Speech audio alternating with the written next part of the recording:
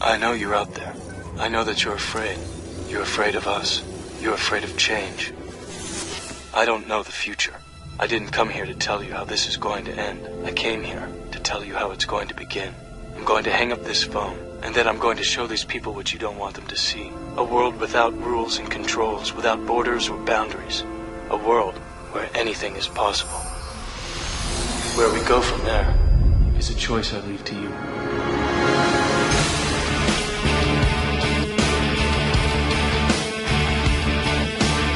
The KrisAnne Hall Show. Any varmint that crosses that lady's path has met its match. Come on!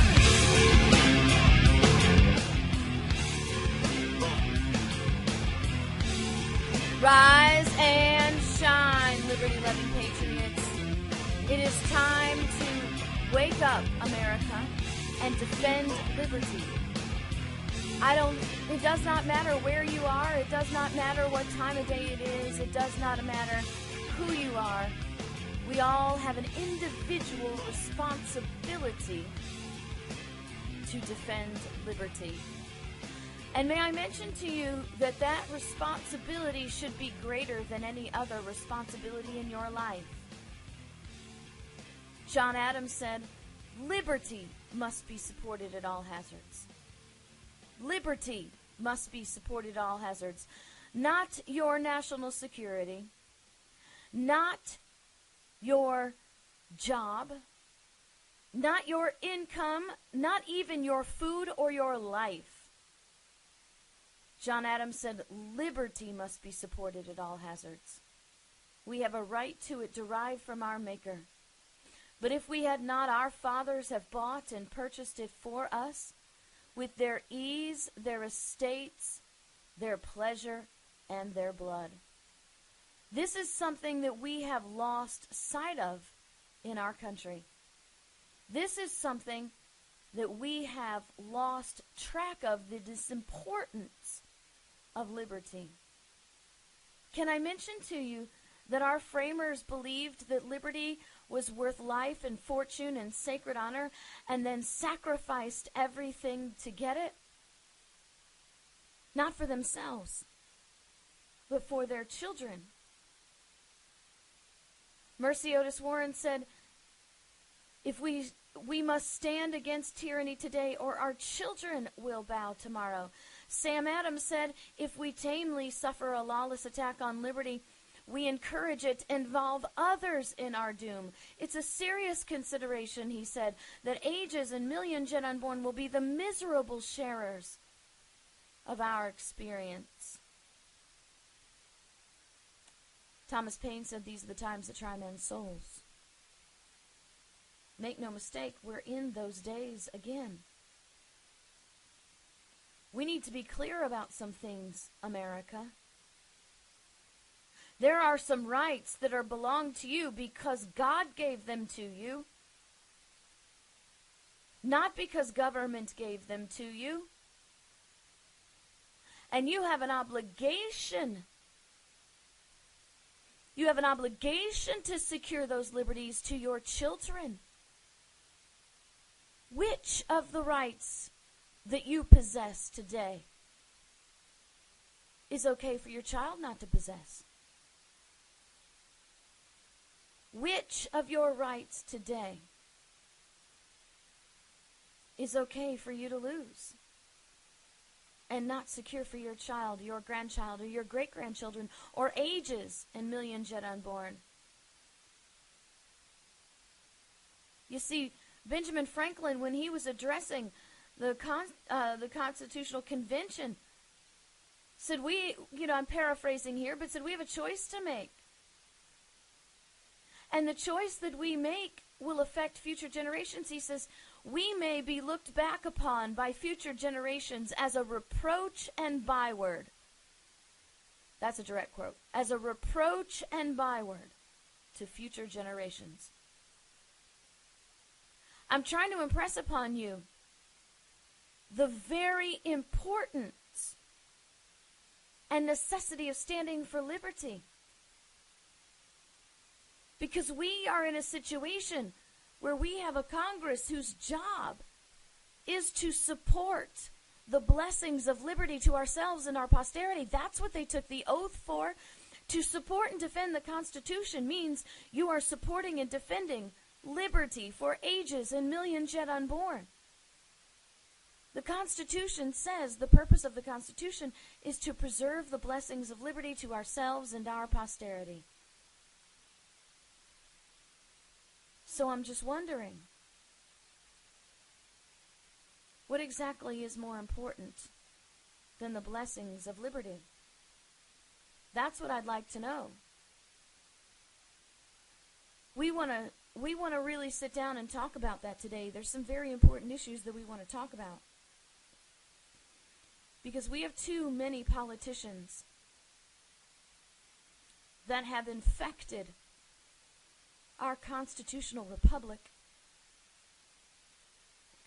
with political greed and personal avarice, with no concern for anyone but their party and themselves, their re-election, and their pockets getting filled. But we ourselves are so addicted to cult of personality worship, campism, and party loyalty, that when those we declare beloved and carry an R behind their name wear the mask of tyranny, we ignore it. We set it aside. And we simply say, well, they're good guys. They must be doing a good job. After all, they talk a good talk. Just give them time. They'll walk a good walk one day. But in the meantime, how much of your liberty has been violently destroyed by tamely suffering tyranny? Yesterday we covered the news of Trey Gowdy's, well, I want to call him Ted Gowdy. Maybe that's some kind of Freudian or something. Trey Gowdy and his crew have put together a legislative act called the Enforcement of the Law Act, which is supposed to enforce the President of the United States to honor Article 2, Section 3 of the Constitution. Supposed to enforce the law.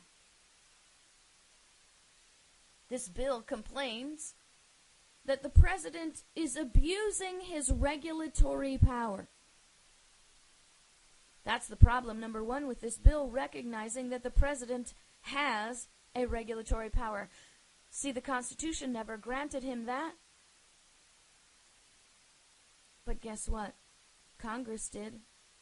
Congress giving away its own power. Not something that they're allowed to do. And what do we have today? We have a lawless president and a lawless Congress and a government that no longer preserves the blessings of liberty but preserves their political party behind. Even at CPAC, all you heard at CPAC was unity, unity, unity. When are you going to set aside the unity mantra when you realize that unity of the unity of the destroyers of the Constitution is destroying this country and destroying liberty? Why do I have to have unity with Mitch McConnell? I bear no kinsmanship with him. Just because he claims to be a member of my party? Or just because he claims to be a member of a party that supports the Constitution? I bear no kinsmanship with him. Do I have to support Marco Rubio? Even though he does not even reflect remotely the Constitution? Do I have to accept Chris Christie as a presidential nomination, even though his actions have proven himself to be a lawless thug? What about Paul Ryan? Do I have to accept Paul Ryan if we want him to be president of the United States? Dear GOP, in your unity, unity, unity cry. When Paul Ryan is willing to sell our children into slavery for the grand and glorious negotiation. I will repeat, I bear no kinsmanship with these people. Thomas Paine said that first, not me. Thomas Paine said that in his paper called The Crisis, when he described a Tory, which is basically what these big government guys are, while wrapping his arm around a 9 or 10-year-old boy, as Paine would say, as pretty a lad as I'd ever seen, and bragging on the big government business of the day, saying, ha ha ha, at least we have peace in my day. Thomas Paine said, that made me angrier than I'd ever been before, justly angry as any man should be, because those are the remarks of a selfish and ungenerous parent. He said a generous parent would say, if there be trouble, let it be in my day, so that my child may have peace. And what do we have today? We have a situation where our government is infected with the parasitic mentality of we must have compromise to have peace. We must have compromise for national security. We must have compromise for prosperity. We must compromise our principles because that's the best thing we're going to get in this political environment. Well, let me tell you what. I bear no kinsmanship with anyone who would declare he'd rather have peace in his day. I bear no kinsmanship with these people. The KrisAnne Hall Show. She's Liberty's lobbyist.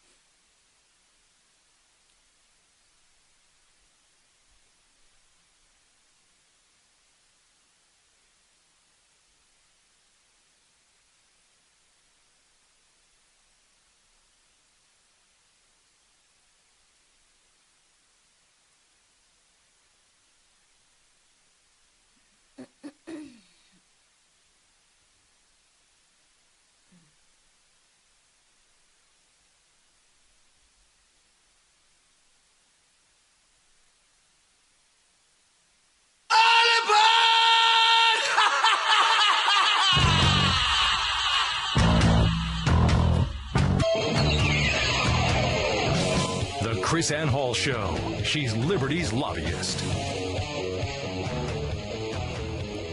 Welcome back to the KrisAnne Hall Show. KrisAnne Hall here at KrisAnneHall.com. KrisAnnehall.com. You have to defend your liberty, but you cannot defend it if you cannot define it. And what I do on my website is give you the tools necessary to understand what liberty is and to defend it. I want you to be able to defend liberty because it's necessary for my child. I'm going to give you a scenario. I'm going to show you the First Amendment. And then I'm going to give you a scenario. And then when we come back after the break, We're going to discuss that. I want you to have an opportunity to think about this for just a minute. The First Amendment reads, Congress shall make no law respecting the establishment of religion or prohibiting the free exercise thereof, or abridging the freedom of speech, or the freedom of press, or the right of the people to peaceably to assemble, and to petition the government for a redress of their grievances. I give you that because I find, as I travel across the country, the majority of the people cannot tell you what all 5 liberties are in the First Amendment. And the interesting thing is about the First Amendment, there are 5 there. It is first. The First Amendment is unique. It has 5 in this situation because when one fall, they all fall. When one of your liberties in the First Amendment is ignored by the government, you lose them all. Because you see, if you have no freedom of speech, then there is no freedom of press. There is no right to peaceably assemble. There is no right to petition the government of your grievances. If you have no freedom of speech, then there is no freedom of press. If you have no freedom of press, then you have no freedom of speech. If you cannot assemble, then there's no mechanism by which to declare your speech and your press, and no way to redress your grievances. Can I mention to you, if you have no freedom of speech, then you have no freedom of religion. And when one falls, they all fall. So I want to give you this scenario. You're standing on a street corner, or perhaps on an overpass. You're holding up a sign that is in protest of the grievances of your government. The sign is not advocating for violence. It's not a direct call for the assault and battery of a person or individuals. It is merely a redress of your grievances, a peaceable protest, if you will.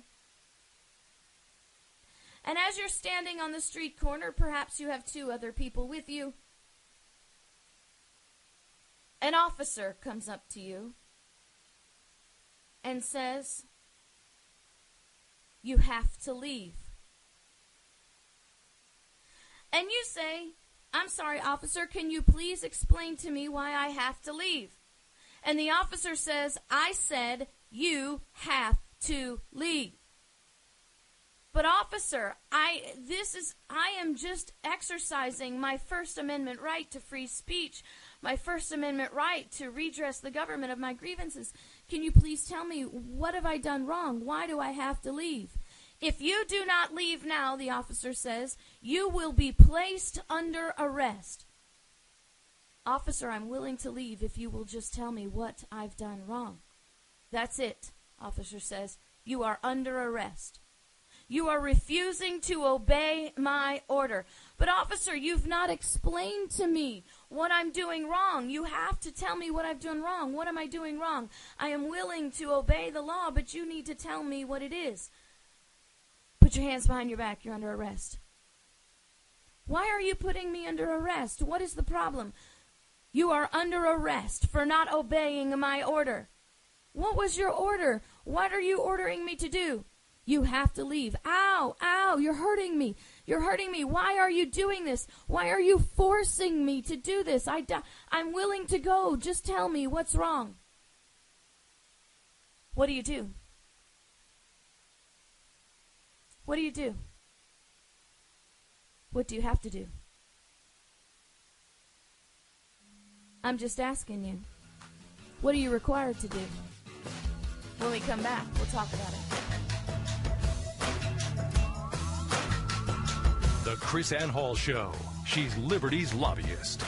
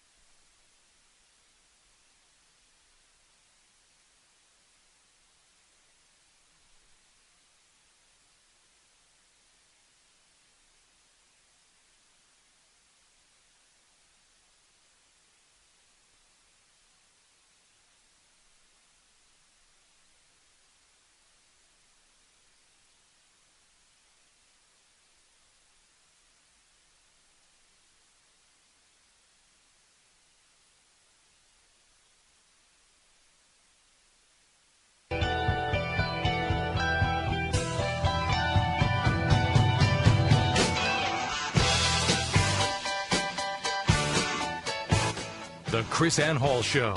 She's Liberty's lobbyist.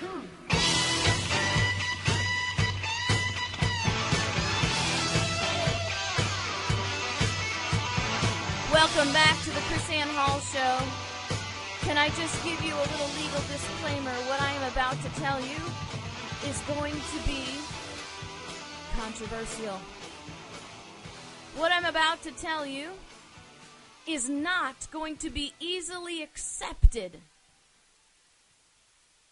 in modern day brainwashed mentality.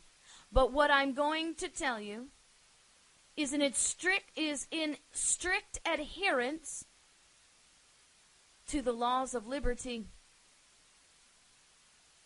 the intent of our framers, and the Constitution of the United States.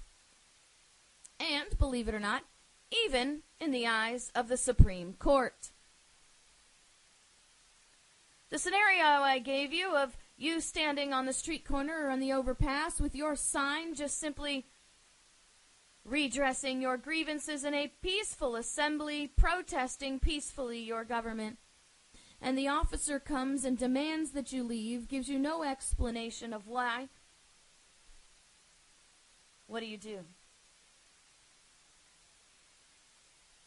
Well, I want to reassure you that the government has no right to take your liberty by force.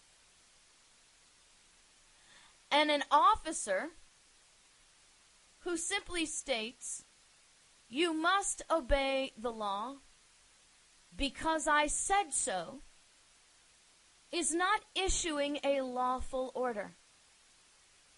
You are not prohibited from asking the officer why you're being arrested or for being told to leave. As a matter of fact, you are entitled by the Sixth Amendment to be informed of the nature and cause of the accusation. You are entitled to know why you're being arrested. You are entitled to know the nature of your accusation. And any law enforcement officer that tells you you must do this because I said so is acting unlawfully. You have no obligation to submit to an unlawful act. As a matter of fact, officers in the military are only required to obey lawful orders. You're not even in the military. You're not even in subserviency to, I can make up words if I want to, leave me alone. You are not even in submission to a higher authority. You are an individual citizen.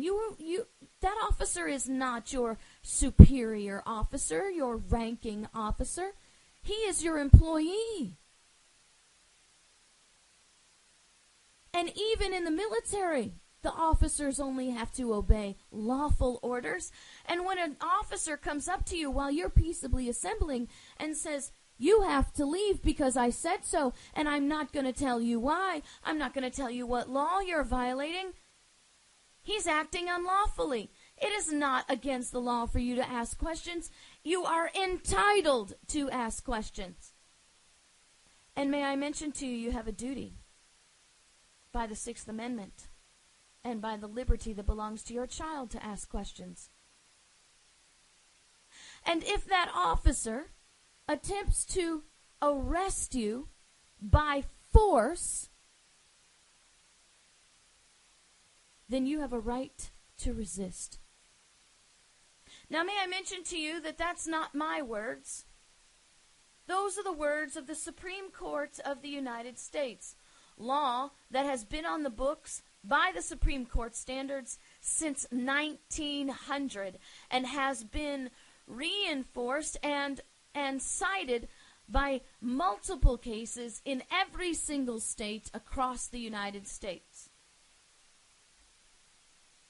The Supreme Court in 1900 said At common law, if a party resisted an officer without a warrant, who had no right to arrest him, and if the course of that resistance the officer was killed, the offense of the party resisting arrest would be reduced from what would have been murder if the officer had the right to arrest to manslaughter. What would have been murder if the officer had the right to arrest might be reduced to manslaughter by the very fact that he had no such right. So an officer at common law was not authorized to make an arrest without a warrant for a mere misdemeanor not committed in his presence. See, you can't arrest someone when you don't have the lawful authority to do that. And in this situation, the Supreme Court said, even if he dies, you can't be charged with murder. You may be charged with negligence, manslaughter, but you can't be charged with intentionally killing him. Now listen. Somebody's going to tell you that this case law doesn't give you the right to resist. That this case law is all about the use of force. What force is necessary? They will tell you that this case law says that an officer unlawfully arresting you by force means that you can respond with force. They will tell you it does not mean you have the right to resist an unlawful arrest. Now, you got to go to law school to get that stupid. That makes no sense whatsoever. If the Supreme Court is telling you that you can meet an unlawful arrest with force that's equal to the force that the officer is giving you, then what they're telling you is you have the right to resist that arrest. Because at the point that that arrest is occurring unlawfully, you now have a situation where the officer is the criminal and not you. You need to understand. This court says, of course he had no right to unnecessarily injure the officer, but where the officer is killed in the course of the disorder, which naturally accompanies an attempted arrest that is resisted, the law looks with very different eyes upon that transaction when the officer had the right to make the arrest from what it does if the officer had no such right. The law looks very differently upon the eyes of an officer who has no right to arrest you. Because if he has no right to arrest you, you have no obligation to submit.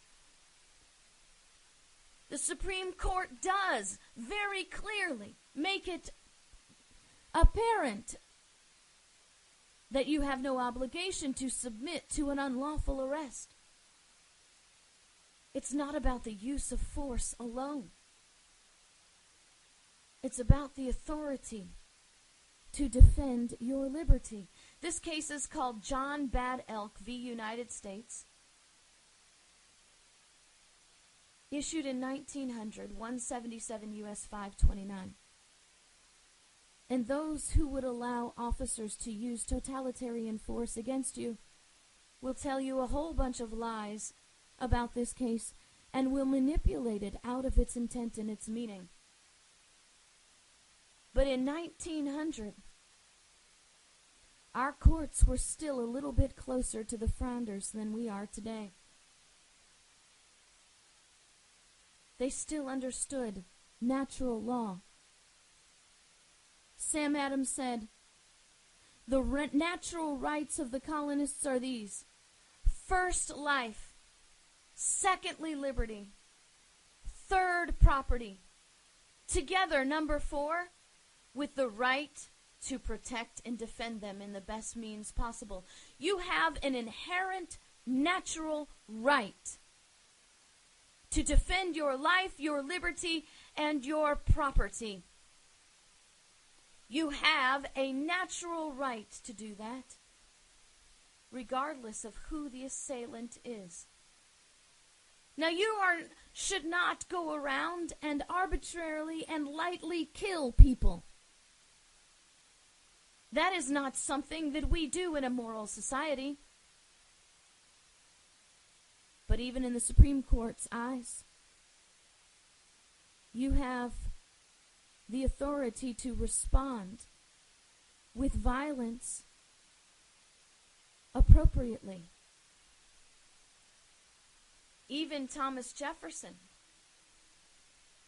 made that very statement in a letter that he wrote to John B. Calvin, 20 September 1810. Listen to what Thomas Jefferson said. A strict observance of written laws is doubtless one of the high duties of a good citizen, but it is not the highest. The laws of necessity, of self-preservation, and saving our country when in danger are of higher obligation. To lose our country by a scrupulous adherence to written law would be to lose the law itself with life, liberty, property, and all those who are enjoying them with us, thus absurdly sacrificing the ends to the means. And then he goes and gives examples of how George Washington defied the law, about how governors defied the written law in defense of liberty against the tyrannical federal government. You see, you are not a rebel if you're defying the law in the name of liberty. Jefferson said an officer is bound to obey orders, yet he would be a bad one should he do it in cases for which they were not intended, and which the most important consequences. The line of discrimination between cases may be difficult, but the good officer is bound to draw at it upon his own peril, and throw himself on the justice of his country and the rectitude of his motives. I think it's clear here. I think it's clear what your obligation is to liberty, to the people who deserve to have liberty who come after you. Come back. We're not done yet.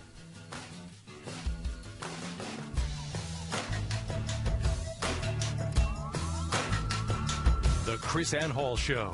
She's Liberty's lobbyist.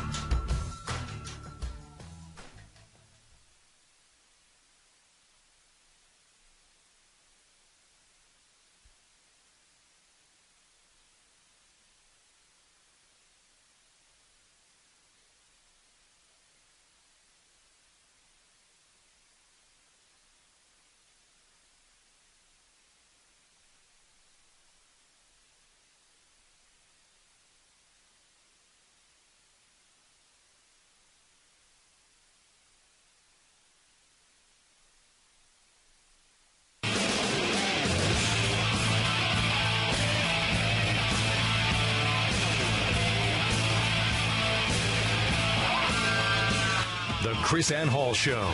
She's Liberty's lobbyist.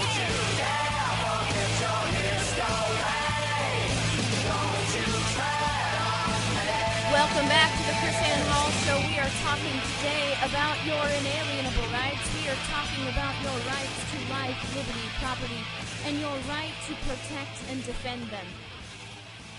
We are talking about your right to secure the blessings of liberty to ourselves and our posterity, and according to the framers of our nation and the Supreme Court, your right to resist an unlawful order. May I mention to you, when you take into perspective what Jefferson said, when he said To lose our country by a scrupulous adherence to the law would be to lose the law itself with life, liberty, and property, and all those who are enjoying them with us, thus absurdly sacrificing the end to the means. When you understand that you have a natural right, a right that's been given to you by God, for life, liberty, property, and the right to secure them and defend them. May I mention to you that I do not believe you have a right to disobey an unlawful order. I believe you have a duty and an obligation. Because remember, Sam Adams says that when you tamely suffer a lawless attack on liberty, you encourage it and you involve others in your doom. Now, I am not advocating violence. I am not telling you to kill people. I am not telling you to hurt people. I am telling you that you do not have to obey by the laws of liberty and by the Supreme Court of the United States and by the Constitution that was paid for by the blood of our framers. You do not have to obey an unlawful order. I'm telling you that you have the right to know the charges that are against you. You have the right to question an officer who says you have to leave. You have the right to say, you must tell me of the nature and the purposes of the nature of the charges that are against me. And you must tell me the purpose of your arrest. Because if not, I'll put down my sign and I'll wait right here for you to get a warrant. Because I'm not going anywhere without a warrant. And you're not arresting me without one. Somebody's going to tell you, just shut up and obey. Just shut up and obey. Oh, really? So how far does that go? Just shut up and obey. So right now you're just standing on a street corner holding a sign. What happens if you're at your doorstep? Just shut up and obey. What happens when officers have murdered your child in the front yard because you called them, he stole your car? He brought the car home, gets out of the car and walks into your yard, and the officers shoot him dead. What if they shoot him dead while he's sitting in the car because he's not turning the car off, because he didn't shut up and obey? What is your lawful authority then to protect the life of your child? What if they stand at your doorstep and demand you hand over your guns, but refuse to tell you why? Do you shut up and obey? What if they stand at your doorstep and say, we're taking custody of your child from you because the government says so? Do you shut up and obey? What if they stand at your doorstep and say, we're commandeering your house for our purposes? Do you shut up and obey? I just want you to think about that for a second. Which one of your inalienable rights, life, liberty, property, the right to defend them, should you just shut up and let go away? You see, our actions have direct consequences, not on ourselves, but on our children. And it's about time we, the people, understand who has the power and the authority. We have merely delegated this authority to the government for the purpose of securing life, liberty, property, happiness. And even Jefferson said, when government works against those means, we have a right to alter and abolish them. You see, if we don't have a right to disobey unlawful orders, then what you're telling me is that Rosa Parks needs to go back to the back of the bus. You're telling me that our revolution was unlawful and immoral, and you're telling me that we need to go back and impose slavery. Because to resist slavery when it's the law is unlawful.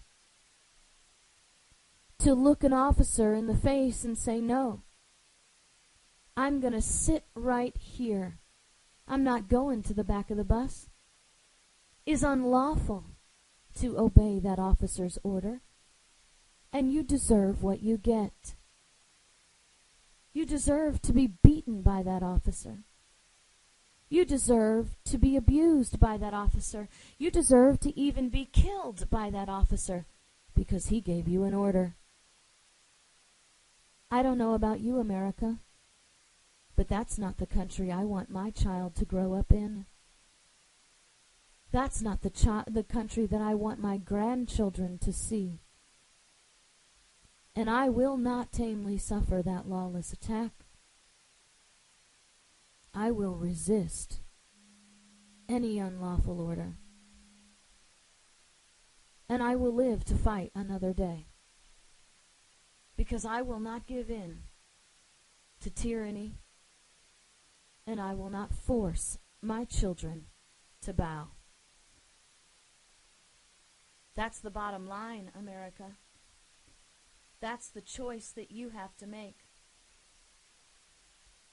That's the choice that sits before us now. If not you, who? If not now, when?